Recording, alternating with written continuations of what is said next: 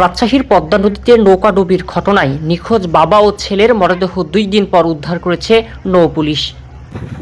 বিষয়টি নিশ্চিত করেছেন নৌ পুলিশ রাজশাহী অঞ্চলের পুলিশ সুপার মোহাম্মদ বিল্লাল হোসেন। তিনি জানান, বৃহস্পতিবার সকাল 8টার দিকে কুষ্টিয়ার বাংলা বাজার পাকশি সেতু সংলগ্ন পদ্মা নদী থেকে ভাসমান অবস্থায় নৌকার মাঝি কাউসার আলী মরদেহ উদ্ধার করা হয়। পরে দুপুর 1টার দিকে রাজশাহীর পবা উপজেলার সাতবাড়িয়া চর এলাকার পদ্মা নদী থেকে তার ছেলে জিয়ারুল হকের মরদেহ উদ্ধার করে নৌ পুলিশ।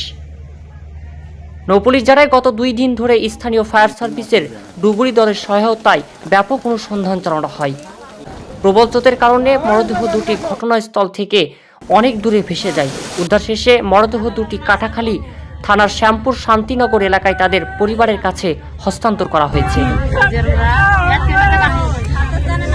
উল্লেখ্য, গত মঙ্গলবার পদ্মা নদীর ঝাউগাছ বোঝাই একটি ইঞ্জিন চালিত নৌকা বাজ নদীতে অতিরিক্ত ঢেউয়ের কবলে ডুবে যায়। এ ঘটনায় 6 জন যাত্রীকে জীবিত উদ্ধার করা হলেও মাঝি কাউসার আলী ও তার ছেলে জিয়ারুল হক নিখোঁজ ছিলেন। সৈয়দ মাহমুদ শাওন, উত্তরা প্রতিদিন, রাজশাহী।